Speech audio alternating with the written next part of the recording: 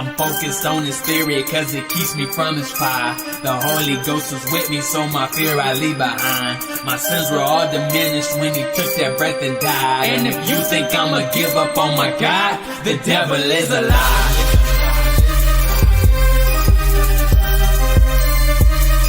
The devil is a lie.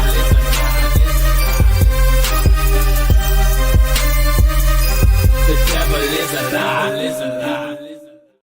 Hello, welcome to Black Tea News. I'm your host, Christina Barr, and today we're going to be talking about this tragic murder that had happened the other night in Washington, D.C. A Jewish couple was killed. This was an act of anti-Semitism and terrorism, and from someone who was radicalized in, they're from Chicago, and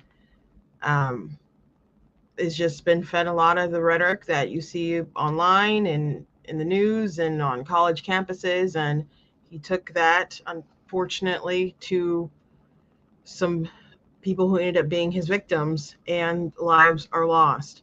So we'll be talking about that. Also, the big, beautiful bill got passed narrowly.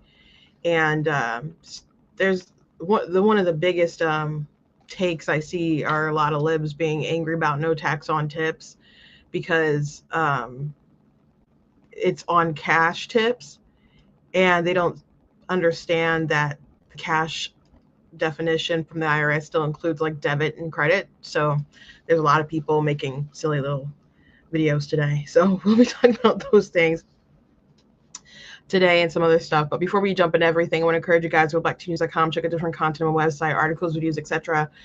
If you like what I do here, please consider leaving a donation at blackteanews.com/donate, because it does cost a streamer, a website, all that good stuff, so you guys can support. Very much appreciate you guys. You guys can also check out different merchandise that we have available at blackteanews.com, different t-shirts and mugs and so on. So go ahead and check that stuff out. You guys can also check out different books that I have.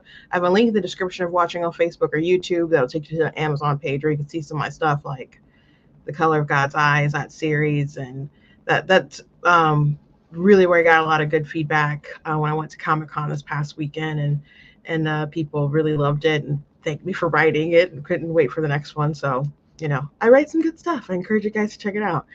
And you guys can learn more. If you go to the website too, there's a banner that'll take you to my book website, but there's a link in the actual description for watching on Facebook and YouTube. So anyway, I hope you guys are doing well. Oh, thank you. The Color of God's Eyes is a sick title. It's a historical fiction fantasy, and really I wanted the title to kind of sound old-timey a little bit like Their Eyes Are Watching God and other stuff like that. So people certainly do really like the title. And the villains, I mean, everybody is, I guess, pretty religious during that time, but there's villains who are like these religious zealots. So they're like misconstruing their vision of what is right and wrong and what's godly and ungodly versus what's real, what God really wants as far as treating humans with humanity with dignity and respect and so on. So, the main character, Charlotte's resolve and her belief about what's right and wrong is brushing up against these people who have this really corrupted view of what's right and wrong. So that's a little bit more about why it's called that. I didn't just think it was a little neat title, but I do like the title for sure. It's not always easy to come up with a good title. And that one did actually take a little bit of a minute to come up with that one. And the second one is The Song on the Devil's Lips. So I kind of wanted a theme that they all kind of sound similar. So this third one that I'm working on, I planned for it to be a different title, then I changed my mind. I know what the next two books are going to be called, but I've decided to flip I guess I'll just say the next book is, so it's The Color of God's Eyes. The next one is A Song on the Devil's Lips. And the next one is going to be A Woman's Nature. And the next one's going to be called The Heart of Man. And there's like one more afterward that. So there's a lot of cool stuff going on. Thank you for your interest. Thank you for your interest. I really love talking about my books. But anyway, I think that's it for the little intro. Yesterday, before we jump into the more serious stuff, I did see another snippet of Jake Tapper talking about Joe's Morning Joe. I don't Scarborough. I'm not sure how to say his last name. But Morning Joe from MSNBC. And I had mentioned that Joe was on an interview and he was talking about the viral moment when he's like, Biden is the best he's ever been. And if you don't believe it, screw you. And so apparently, according to Jake Tapper, Joe Biden specifically sought him out to convince him that he was fine. Like they played a game on him.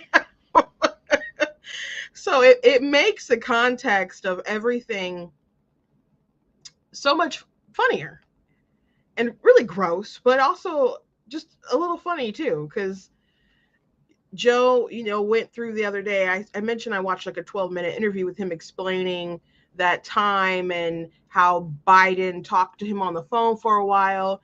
And so he explains like Biden, I had heard some things, but Biden apparently he had good days and bad days. And he talked to me and he had some good days then. So he I guess he was like a predator seeking Joe out to convince him that he was fine. So let me play this clip from this interview with Tapper on there. And it's, I wonder how that makes him feel inside, that basically he got conned by an old man, by a senile old man, by crazy old Maurice. In your specific case, Joe, our reporting indicates that Joe Biden, who, as you know, is a frequent viewer of the show, saw when David Ignatius wrote that column in, I think, August 2023, saying that Joe Biden should not run for re-election because of what he had been hearing. Right. And he came on this show, and you guys had a robust conversation about this. You largely agreed that you'd been hearing things about this, but that there was really no alternative, that Kamala Harris was not up to the job. That's what Democrats were telling you behind the scenes. Joe Biden saw that. Joe Biden said to staffers that he wanted to convince you that you were wrong. And he focused on you like you were a constituency, like you were farmers in Iowa, like you were the Kiwanis Club in New Hampshire. And he made sure that you thought differently. He made sure that you thought differently. I think he did this with a couple people. I think he did it with Meacham. He might have done it with Evan Osnos. He knew that there were people that had to be convinced that he was fine. And he tried to prove that to you. Mm. So he sought the old man out to convince him of otherwise. And so he could go on that rant like, this is the best version of Joe Biden that's ever been, which of course is silly. Like, even if you don't think he has dementia or is totally losing or whatever, in your 80s, you are not the best you've ever been. That's silly. It's just silly. So what's funny about Tapper's book, hold on. And There's something playing.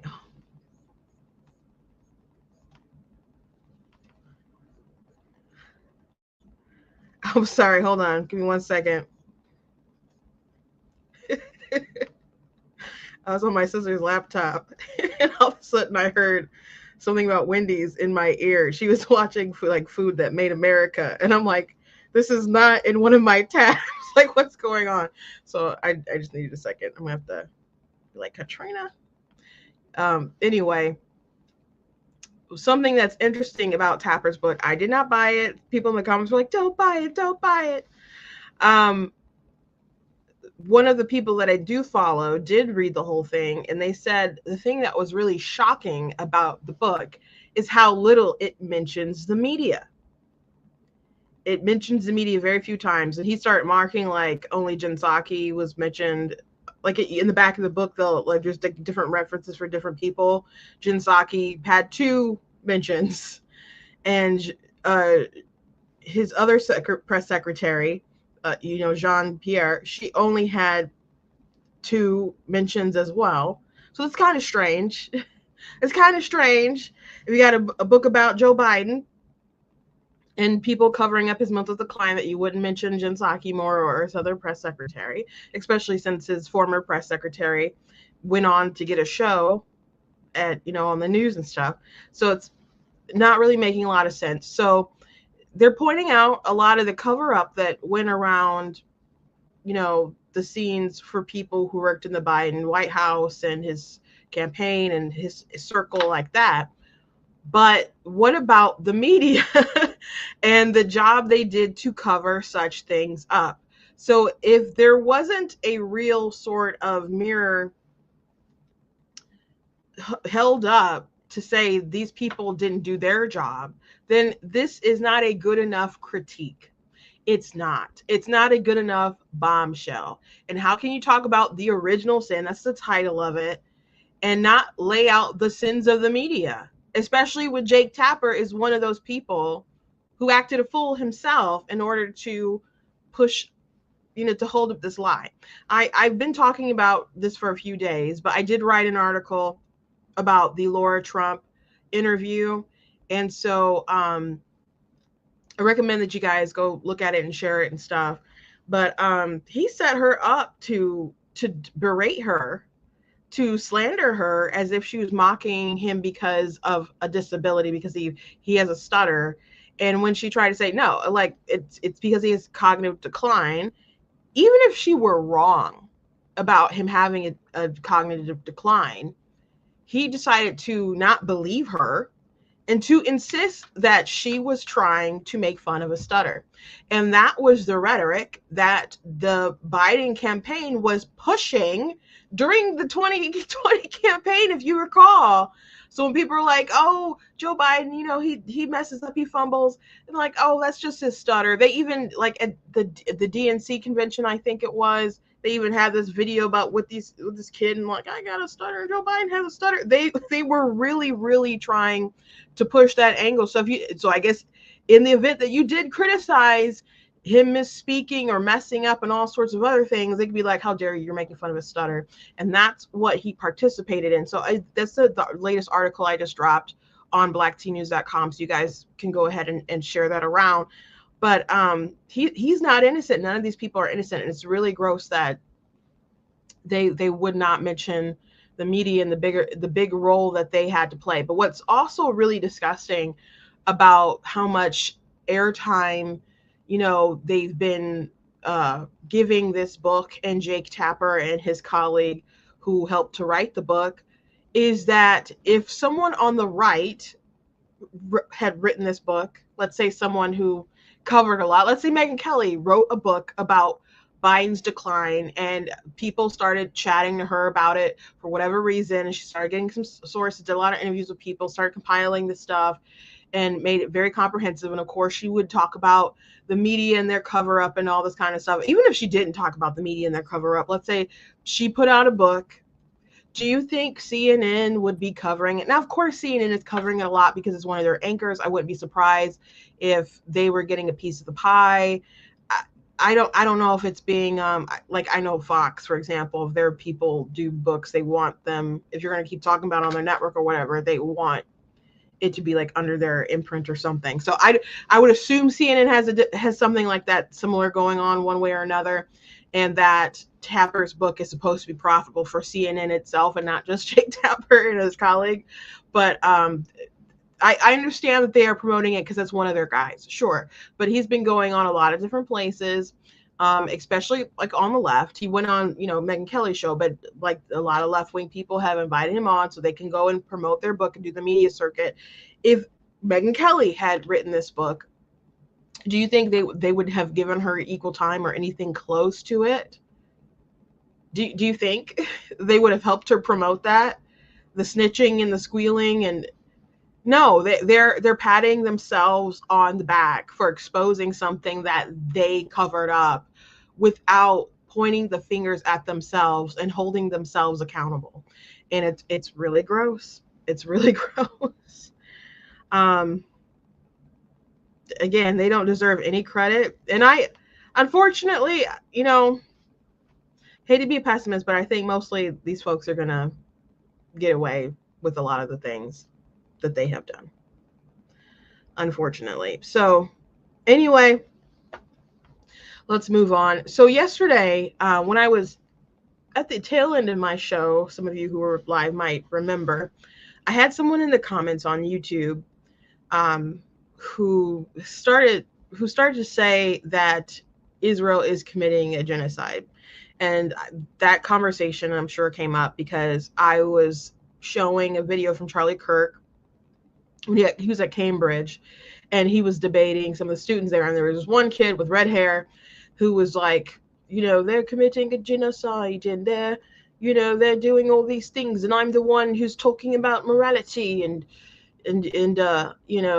Charlie Kirk was like, there's good guys and bad guys, and Hamas is the bad guy. He's like, I think they're both equally evil, and you have the temperament of a child and the morality and simplicity of a child, and that's where they ended it. And I just thought it was silly that he thought that Charlie Kirk's there's good guys and bad guys mentality was childish when he couldn't look at all of the nuance of the situation and the difficult decisions that Israel has to make, or the really evil position that Hamas has taken that's led to such tragedy and loss of life, and didn't really take into account, or seemed like they didn't take it into account, all of the measures that Israel has taken to limit civilian casualties. But it's impossible to not have civilian casualties, especially with what Hamas has designed with the terror tunnels and storing things at hospitals and mosques and schools, and shooting rockets that don't even make it all the way to Israel to fall back down and kill their own people, and et cetera, et cetera. So I suppose I probably mentioned in the mic, and they're not committing a genocide. And there was a commenter that said Israel is committing a genocide. And so I was like, okay, well, what's a genocide? Like, what's the international UN definition of a genocide? And the commenter didn't answer that question. And then their reply was, how can you justify killing these babies? And that's not what I was doing. But I did note that they didn't answer the question. And it's an easy way to get around it, pointing out the fact that they are just saying things that aren't true. And it is a very tragic situation. It's a very complicated situation, but it's a situation that was purposely designed by Hamas. And they could lay down their arms and give back the hostages that are still in Gaza. They could do that, but they haven't, and they definitely don't want to lay down their arms because they want to be able to maintain power, regroup, and then commit another October the 7th, because they are ideologically driven to destroy Israel and the Jews. That was in their charter, and frankly, there's just things in their religion that ideologically drive them to have that position, and those are just the facts. So I mentioned that either they try to defeat them and take them out today, or they let them retain their power and not dismantle or whatever, and they suffer more loss of life later. I wouldn't want another October the 7th if I was them. And I just know that if anything that scale, if it happened to the US, we wouldn't have been as nice as they are. We wouldn't have been as nice. So I thought it was worth mentioning that example, because the killer, the terrorist from the other night who killed these two young people who were going to get married, by the way, sounds like they had a bright future that was cut short. But the radicalized person who killed them believed a lot of these talking points that have been repeated online in different forums, on college campuses, on different podcasts, you know, over and over and over again. And the person who did it is responsible for what they did, but lies can incite and brainwash people to do terrible things.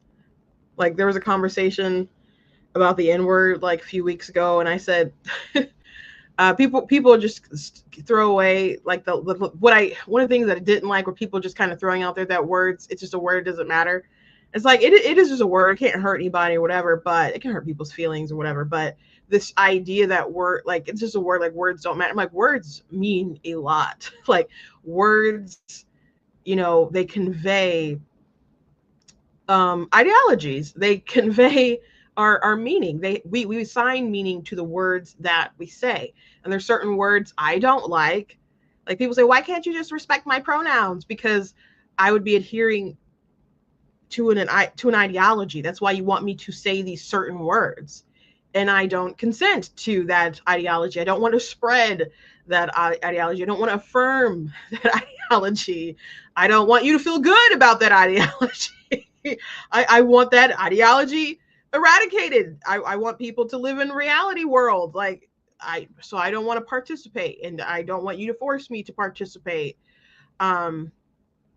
in using your forced language on me. I don't want to do that. So yeah, words, they have meaning. So when people keep repeating lie after lie after lie, especially when there has been so much death and devastation, not purposeful, intentionally killing innocent people, but there have been obviously civilian deaths. It enrages people. And by the way, people, even before the response to October the 7th, people immediately on October the 8th were voicing support of the massacre that happened on October the 7th. You know? So a lot of people just have this ideology and see Israel, they shouldn't exist. They see them as the colonizers and that they're evil and they don't want them there. And on these college campuses, people have been saying things like globalize the intifada and from the river to the sea. And people have been saying these things have these words, these phrases, they have meaning. Sometimes you'll see different activists go up to these folks and they'll ask them questions and they don't know what it means. Yeah, there are people out there who are just ignorant and they want to be part of a group and they join in and be part of the mob and they chant things with total ignorance. That is the truth. But you think everybody is unaware of what that stuff means? So when they say globalized intifada, are you really surprised when people go out and commit such violence? If that was in their heart?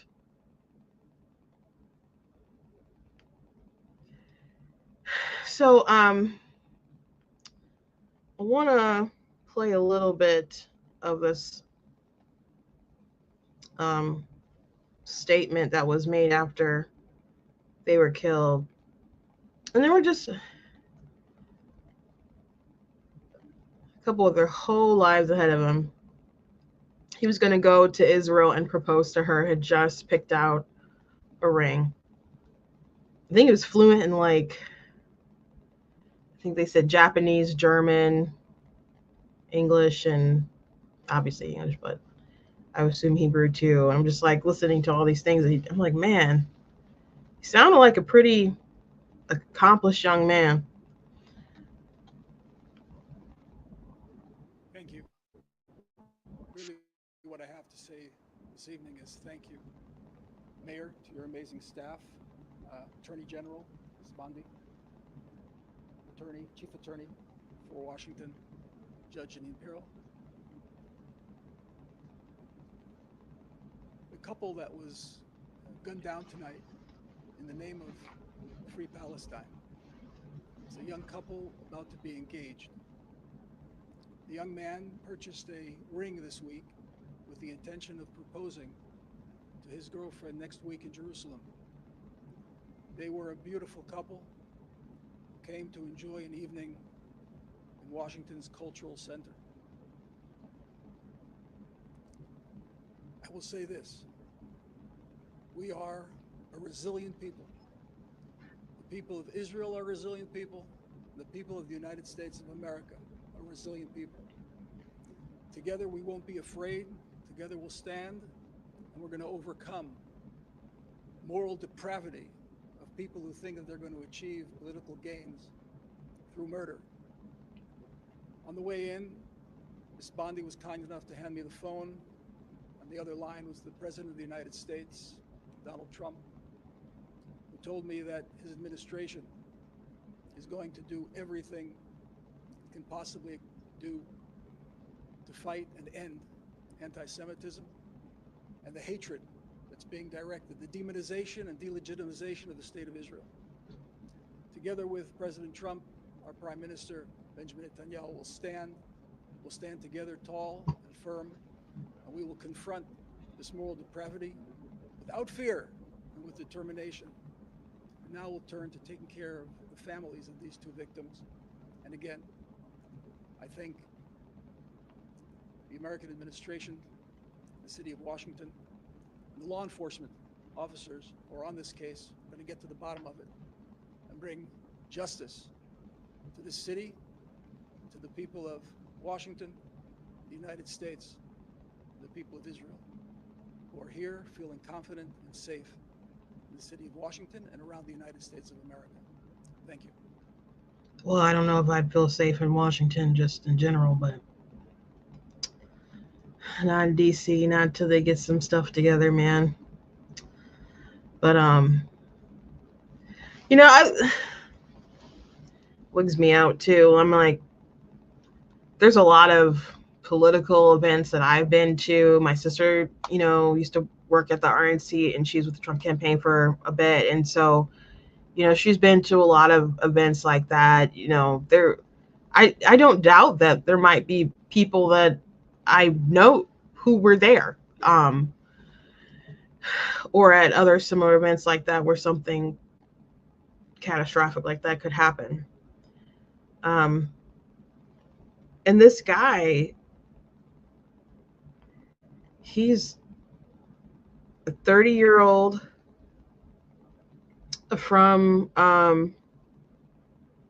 Chicago, born and raised here, I believe. And he's just a leftist. He's just a radical leftist. He was an active member of Party for Socialism and Socialism and Liberation, which that group tried to denounce them, like, we don't know anything about him, or he was at something some time ago, but he's marched with BLM and other things like that, but he just radicalized in this leftist nonsense. And do you guys remember a couple weeks ago we watched a segment from CNN, and they were covering different radical groups? Like, they covered people's worship of the guy who killed that United Healthcare CEO, and then they mentioned that it's higher, like the violent acts are higher on the right. I'm like, what evidence do you have of that? Like, that's just a claim, and I could name examples of the left killing people on the right. I'm not saying that there's not violence on the right, and they look toward January 6th and that. Gosh, January 6th was so annoying. But, they can point to that. But I'm like, I can point to the congressional baseball field. And some of those Congress people who were there, they were from my state. I knew them. I've talked to them afterwards. That was a horrific day. And Bill Maher said something, I don't think we talked about it on the show, but he was talking to somebody, and he mentioned that he believed that there are more crazy people on the right and more violent people on the right. I'm like, this is just not true. It is just not the case. I'm not saying we don't have crazy people, but I don't know why they don't want to acknowledge it on the left. When you think about Antifa, and then they would legitimize these people. We don't legitimize our crazy people on the right, like, yeah, that was a great way to do violence, or try to ignore it or something. We usually condemn stuff like that. Antifa, the Attorney General of Keith Ellison, he is that Minnesota? He's out of. Remember he posed with the Antifa book, and he was also the co-chair of the DNC at one point in time. So they legitimize these crazy people. Everybody, well, not everybody, but so many people were pro BLM, and BLM that didn't want to acknowledge like the crazy sort of riots that were happening, and then they justify it like, if you complain about the riots and the looting, then you don't care about Black lives. Like, what are you talking about? My first like viral TikTok video was rebuking a woman who was saying that, basically we had the right to loot and burn anything we wanted because of years of oppression. And so I like went off on her, and that's, I guess, what my fans wanted and liked. I ain't always got into me for I'm going off video though. But they'll rally around that crap. So people have noted, I had mentioned the other day that Marco Rubio was on Capitol Hill, and this happened afterwards. So this just kind of, I guess, unfortunately aged well. Student was a guest in the United States on a student visa. No one's entitled. Before I play this, I'm not saying that the guy who killed him was on here on a student visa. I'm just playing this to make the point that there's some really radical people on our college campuses who are invited guests here, who don't have the right to be here, and it can be revoked. But if they're engaging in this crazy stuff, and you have Qatar funding all this money into our universities to brainwash these people to be radical, like, we need to put a stop to this nonsense. And Marco Rubio is just like, I have the authority. I can pluck these people if I want to. Student was a guest in the United States on a student visa. No one's entitled to a student visa. So you revoked her student visa based on an op-ed which trumps the Supreme law of the land, which is the Constitution. Someone's coming up here to stir up problems on our campus. We're going to revoke their visa. She didn't do any of that. She wrote an op-ed.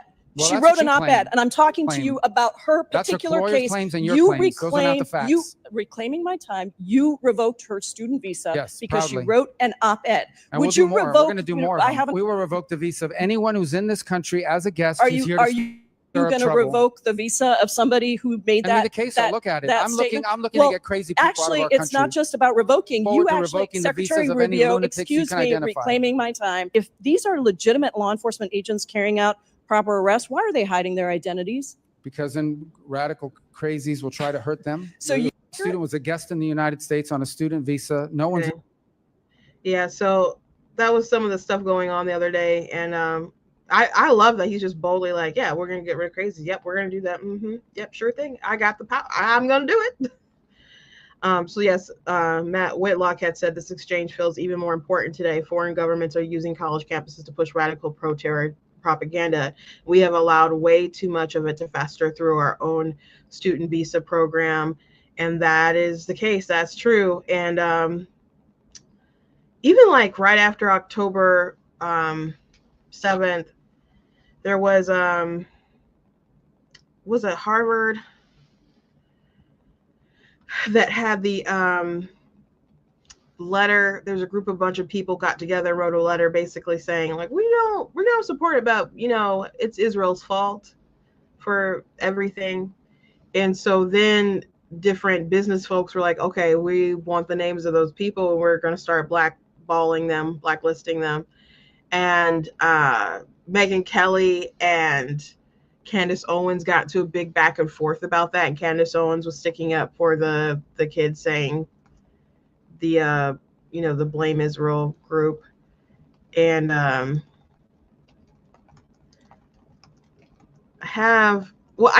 covered that in a video that I did about Candace Owens that I have on YouTube, and I know I wrote it in one of my columns, covered some of that stuff. But it was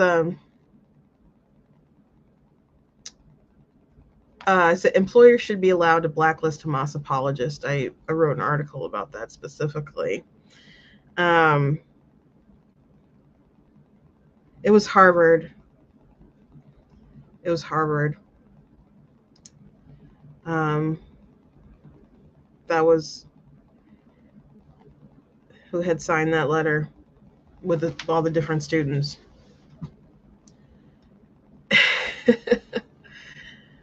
And then of course you had different BLM groups that were like praising the paragliders and just all kinds of madness. And people continue to praise violence, like the shooter who killed that CEO in broad daylight, father and a husband, and people support him. I think quite a few people also supported him because they think he looks attractive too. I think he's getting a bit of that Ted Bundy treatment, you know. So I think that skews it a bit too. But folks are sick. So Trump, he had said that that they want to end anti-Semitism. You can't do that. Just like you can't end racism. It's just people are going to find it within themselves to set themselves apart and hate if it gains them some kind of advantage. There's always going to be some people trying to do that, and again, there's some people ideologically driven that way anyway, due to their religion.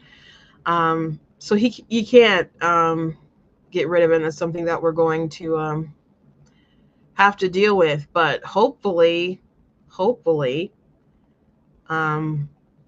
we can unbrainwash our children or our young adults.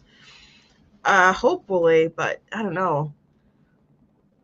Do you guys recall back in like 2015, 2016, there was a lot of like madness on college campuses, like when Ben Shapiro would visit, or before Milo Yiannopoulos was like, blacklisted and other stuff, like he'd go and people were acting crazy. I don't know if it was at the point where Dave Rubin was going, but they'd interrupt, they would vandalize stuff, and people did not really act like it was a big deal. Like the right wing was noting it and saying this is a really big deal, but I think a lot of people on the left, if they didn't flat out support it, they're more kind of apathetic and we're like, they'll grow out of it. Well, I don't think they really grew out of it, and they just grew up, and some of them continued to be, extreme activists themselves. Like even during the BLM riots and stuff, there was a different professionals who were acting crazy. There was I think in Portland, I watched a video, and some woman was like a psychiatrist or some kind of field in that area where they were just harassing a female journalist who was walking around filming stuff, or there was a lawyer throwing Molotov cocktails, during BLM stuff. So unfortunately, a lot of activists went through school and they grew up and they just continued to be activists. I mean, there was a story about a woman who left the Democrat Party and went pretty viral. And I showed her video to you guys months back now. But she went to go talk to her therapist because she was just bombarded, with all of these comments and losing friends and all this stuff. And her therapist was just like, well, why did you say something about Kamala Harris? Like, why did you? And then the therapist started berating her about her political views when she came there to feel better. So there's a lot of professionals that need help. So we've already brainwashed a lot of people. Not we, but a lot of people have already been brainwashed, and they continue to be brainwashed. So I don't know how bad things are, guys. I don't. This is why I'm glad that I believe in Jesus. Because some things politically, I'm like, I don't know what we can do, but I know revival could save the world. So I'm just like, there's my optimism there. I don't, I'm not saying we should, debate and take political action and vote and, defund some of this stuff, or they're deporting crazy people. Whatever. There's some political things that folks can do, but I'm just like, I'm just glad I'm a Christian, because that's where my faith is.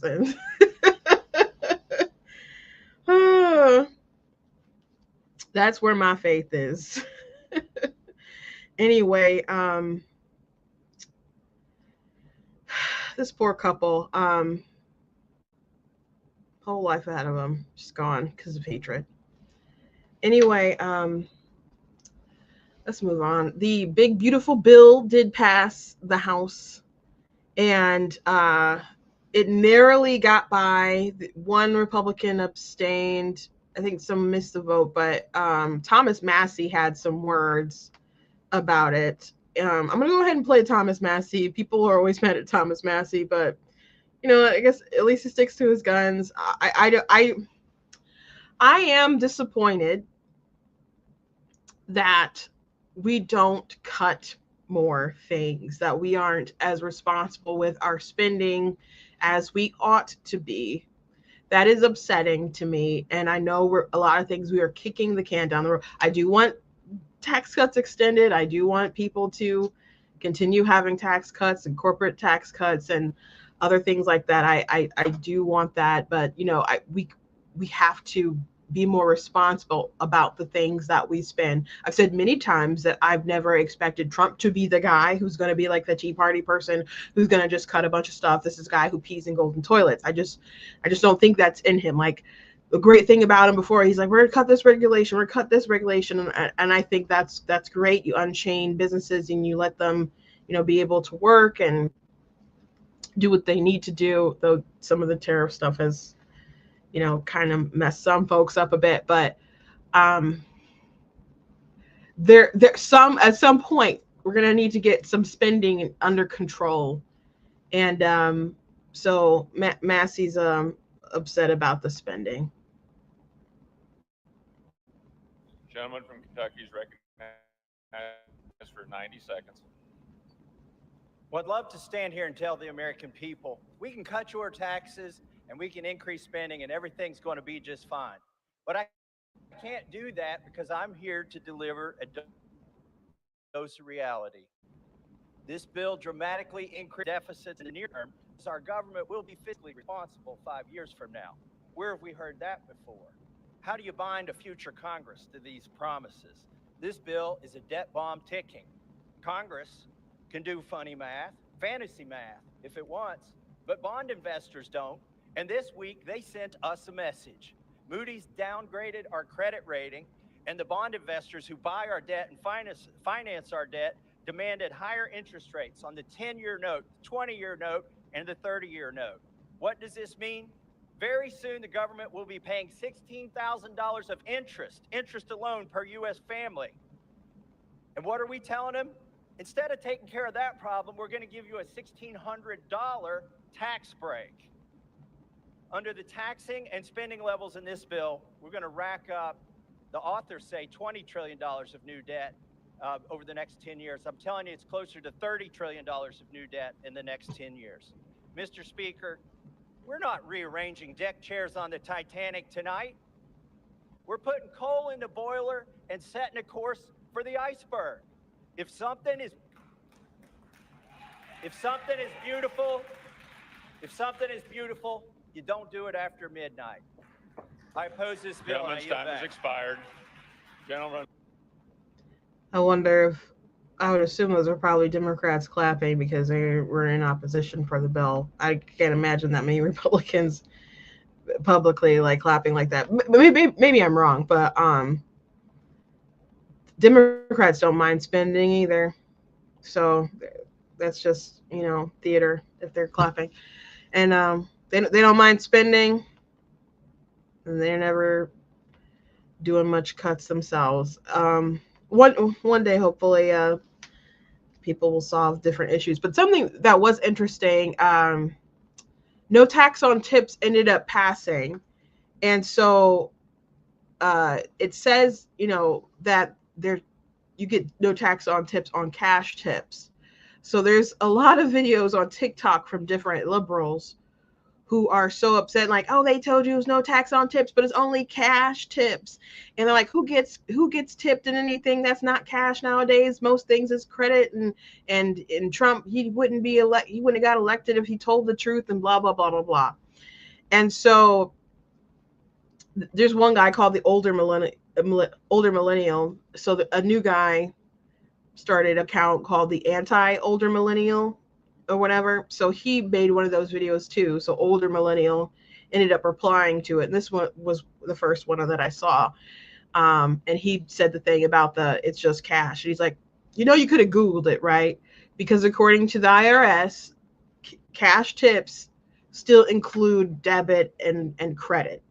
So I had heard people saying that at first, and it was before I had looked it up or whatever. And I didn't know that factoid off the top of my head, but just common sense told me, because I knew that like DoorDash and Uber and them, like they wanted to be included in the no tax on tips. And so they were happy with the bill that passed. And I'm like, it wouldn't make sense if it was only like green cash that could, be counted on the no tax on tips if these gig economy folks were happy with it, because that's not how most of their people get paid. You rarely get cash tips. People might say, I'll give you a cash tip, and then they don't at the door, and then they don't do it. So, even like people who work at restaurants don't even probably get cash tips that much. The only time, I might have cash after like a show or something like that, but most people just have debit. So credit, debit, that is also considered cash. But so there's a lot of angry liberals around. So if you see people spouting like, oh, this doesn't even include anything that's not cash, I think the word's getting out, because in some of these videos that have gone viral, I'm seeing people leave comments like, who's going to tell them? Who's going to tell them? And people commenting under other folks' comments. I started doing that too, to try to correct the record. But there's only so many times I want to comment to people who are wrong in different comment sections. But hopefully, people get the memo. There was a lot of different folks doing it. My sister has a good point there. She's like, when you buy a house and you pay cash for it, you don't bring a giant bag of money to the signing. Cash is never literal cash. I'm going to have to say that on a TikTok. That's a good point. So yeah, just common sense.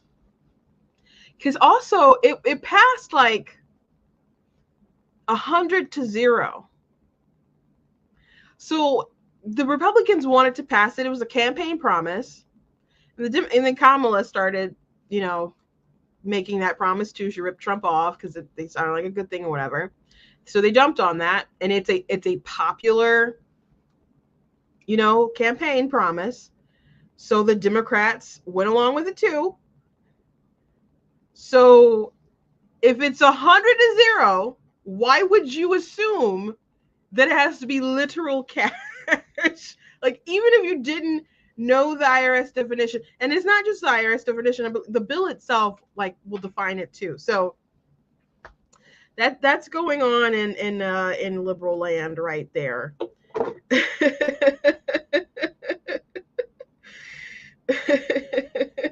Someone said picturing people with those cartoon money bags in a bank. Yeah, that's not what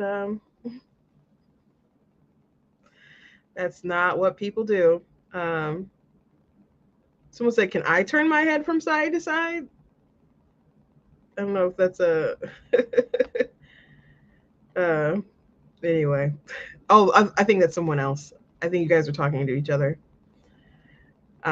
Anyway, it's going on to the Senate, and I'm sure they'll be able to get that through.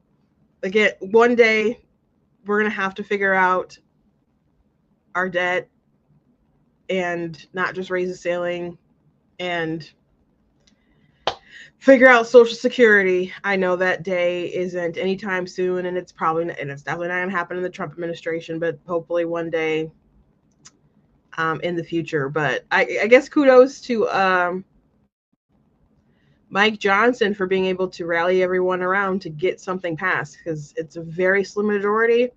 And again, they got it through by like one vote, I think, and that's with Massey saying his little speech and I'm saying no.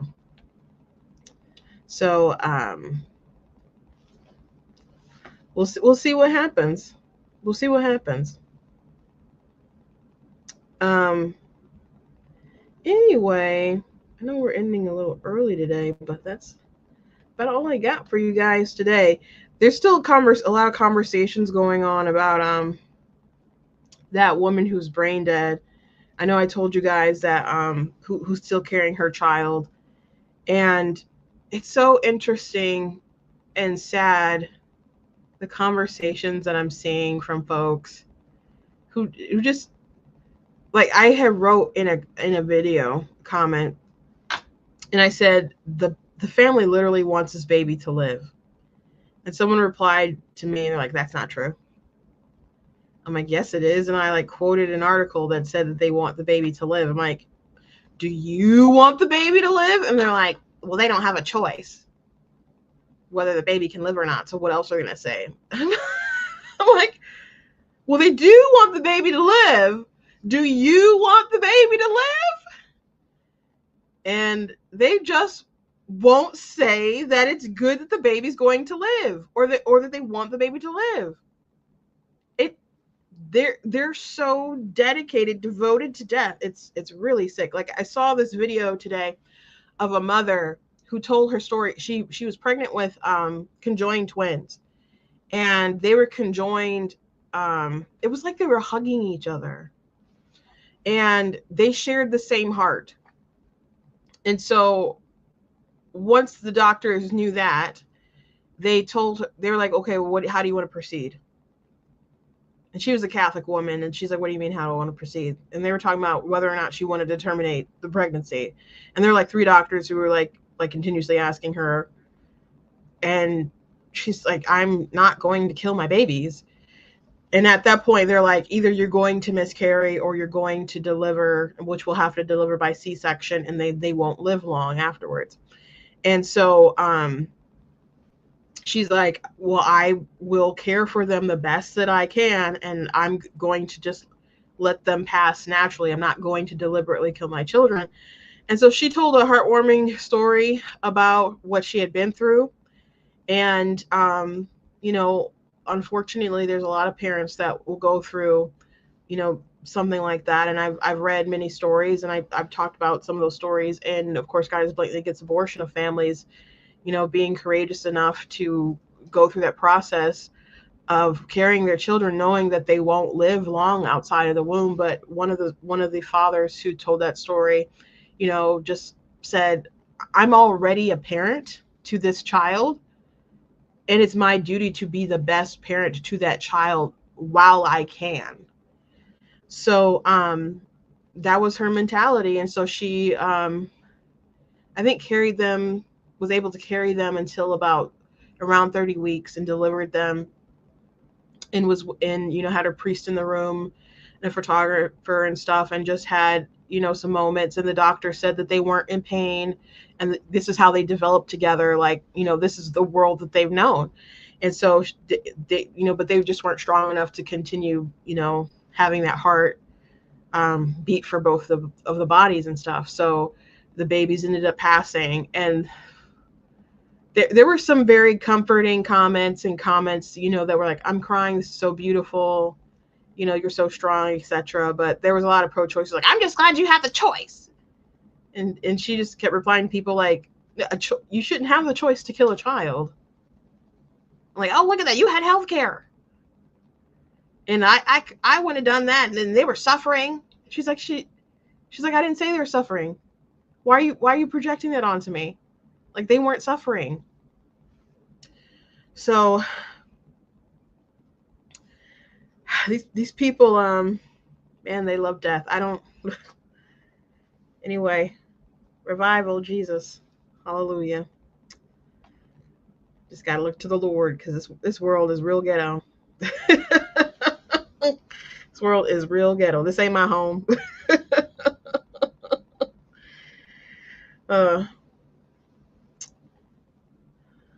So yeah, it was a beautiful story. And if I start telling other ones, I'm gonna cry. I know you guys are saying you're gonna cry in the comments. I don't want to cry right now. So but it is really sad, you know. And so many pro-choice people feel the need to be like, oh, some are like, I'm happy for you that you got to make that choice, but we should have a choice. And I don't think people should be allowed a choice to kill their children, but I can understand, be more sympathetic to that particular situation, knowing that, because I guess you're talking more like a mercy killing or more like euthanasia, but I'm not for euthanasia either. But that situation though is more intellectually understandable than what people typically use abortion for. Like, even one of the comments was like, I would kill my child. Well, I would have had an abortion because I would want my child to have a normal life. So I don't even know if they even watched the whole video to the end, because the child couldn't have lived a normal life with the one heart between the two of them. I mean, there are conjoined twins, but that you couldn't separate them, and they weren't strong enough to keep going up like that. But I commented to her and I said, if you had a child and they got into a horrific accident, would you kill them so they no longer had to live a life that was not normal? Like, you can't guarantee anything in this world. You can try your hardest. You can try your hardest to do your best for your child, but the best you have, at least at first, is to give them life, to let them live. And so I just don't, it's sad that so many people at least don't see that. Someone said, I'd say define normal. I think they would define normal and living without health problems and financially stable and all kinds. A lot of people will name financial reasons, and they'll say, well, I want to be financially stable in order to have my kid and stuff. And like, what if you lose you get pregnant, you have your baby, and you lose everything in an accident? Like, I don't know, your insurance lapses and a tornado destroys your house or something, and you got a couple $100 from FEMA. That's all you got. And nobody gives you your go, send, go, give, go, or whatever it's called. Like, what do you do then? You're going to take your kids out in the backyard and shoot them? No, you keep living life. You keep enduring. Anyway, thank you guys for joining me today. Please go to blacktnews.com, check out different content, my website, articles, videos, etc. If you like what I do, please consider leaving a donation on the website, because the cost of stream and run my site, all that good stuff. So you guys can support. I very much appreciate you guys. You guys can check out different merch that's available on the website, different mugs and so on. So go ahead and check that out. And you guys can also check out my different books that are available. I have 18 altogether. And I mentioned my book earlier, The Color of God's Eyes, which is a really good one. I encourage you guys to check that out and go ahead and leave a review if you have. Anyway, God bless you guys. And I shall see you tomorrow. God bless.